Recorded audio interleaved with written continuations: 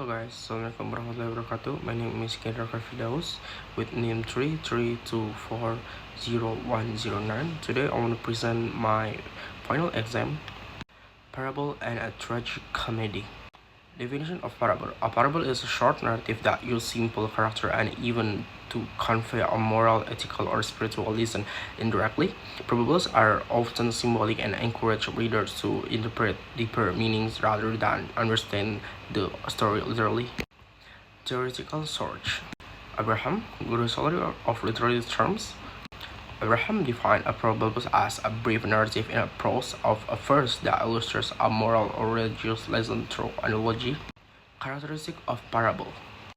Key characters of a parable include short and simple narrative structure, symbolic character, and even moral or ethical lesson, didactic purpose or to teach or guide, universal themes such as a good versus evil, faith, justice, or humility.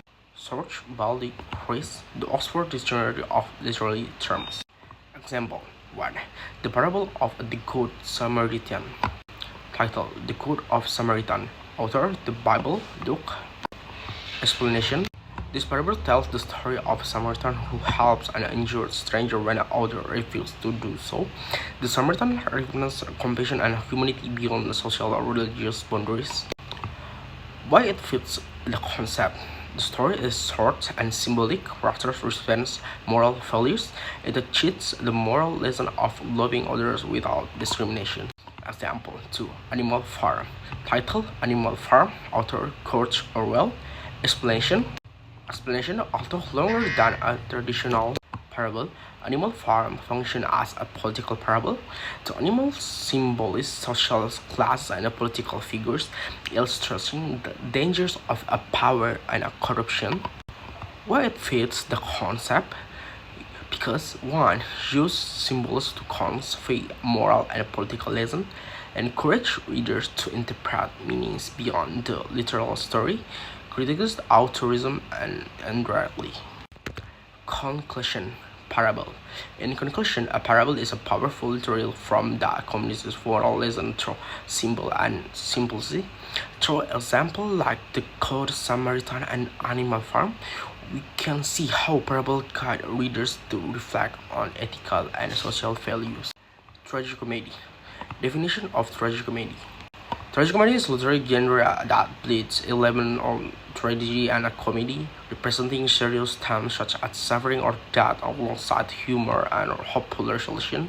Theoretical source: Abraham, Dictionary of Literary Terms. Tragicomedy is defined as a work that intermingles tragic and comic elements, producing mixed emotional responses. Next, characteristic of tragicomedy. Common characteristics include serious conflict with comic moments, character face suffering but not total destruction, emotional shift between sadness and humor, often ends with survival or reconciliation rather than death. Search Cullen G.A. The Penguin Dictionary of Literary Terms and Literary Theory. Example 1. The Merchant of Venice. Title: The Merchant of Venice. Author: William Shakespeare. Explanation: The play includes tragic elements such as cyclops of suffering and the threat of death, but also contains comic scenes with dialogue and a happy ending for most characters.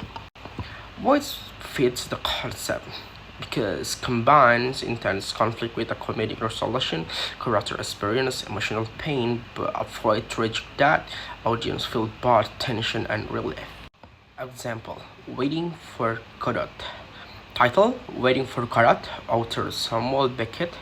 Explanation: The play portrays human despair and the meanings of life, yet it's filled with absurd humor and comic dialogue. Why it fits the concept? Because it explores tragic themes like hopelessness, use comedy to reduce emotional heaviness, creates mixed feelings of laughter and sadness.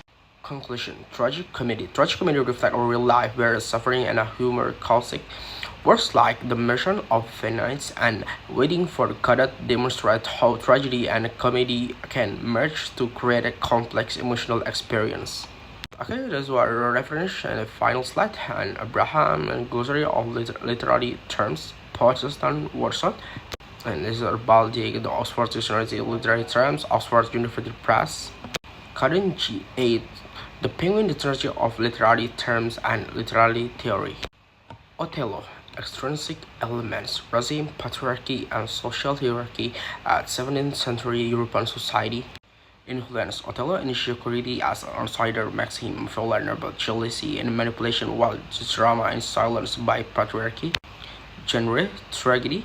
Evidence. Othello kills Desdemona out of jealousy and later commits suicide. 2. King Lear. Extrinsic element, monarchy, family loyalty, and the belief of the great and chain of being.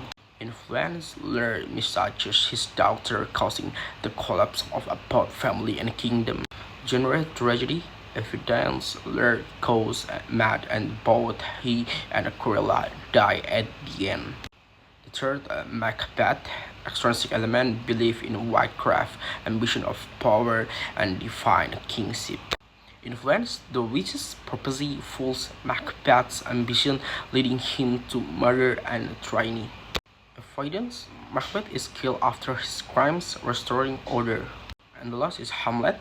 Extrinsic element, resignation of humanism, revenge culture, and moral conflict. Influence. Hamlet's overthinking delays revenge and deepens the tragedy. The genre is tragedy. Friedrich is most main character, including Hamlet, die in the final scenes. Conclusion. All four plays, Othello, King Lear, Macbeth, and Hamlet, are Shakespearean tragedy shaped by extrinsic elements such as historical context, cultural belief, and philosophical ideas. Thus, external factors influence character behavior, conflict, and ultimately lead to tragic outcomes marked by suffering, moral lesson, and death. Bridging text and context, intrinsic versus extrinsic literary analysis. It examines the discussion between intrinsic and extrinsic approach in the literary analysis and explain why both are crucial for a deeper understanding. The presentation intrinsic analysis as a method that focuses on the internal elements of text, such as language, structure, symbol, themes, treating the work as self-contained. In contrast, extrinsic analysis is presented as an approach that examines external influence, including the author's background, historical setting, and social or cultural conditions that shape the text. And Fox emphasizes that relying only on approach can limit understanding through sample. The presentation shows how intrinsic analysis reflects how meaning is the construct within the text. Within the extrinsic analysis, explain why that meaning exists in the relation to real-world context. The presentation concludes that the strongest literary interpretation emerges when the text and their context are combined, allowing readers to connect artistic expression with the broad experience. Bridging the gap between text and context, intrinsic versus extrinsic approach in literary analysis. The presentation explains literary analysis as a method to understand how text create meaning through themes, message, and style. It introduces two main approaches, intrinsic and extrinsic. The intrinsic approach focuses on only elements within the text, such as plot, character, setting, language, symbol, and writing style.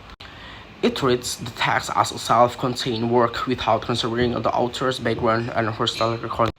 The extrinsic approach examines factors outside the text, including the author's life, historical period, social condition, and cultural or political influence. This approach helps explain why text was written and what the real-world issue is response to. The presentation highlights that the key difference between the two approaches in their focus. Intrinsic analysis looks inside the text, while extrinsic analysis looks at its context. Through an example of story about a broken family, it shows how we combine both approaches and a deeper understanding. Okay, in conclusion, both an intrinsic and extrinsic approach are valuable, and most often a pretension comes for a bridging text and context by using both together. Okay, that's all from me. That's my presentation. Wassalamualaikum warahmatullahi wabarakatuh. Thank you.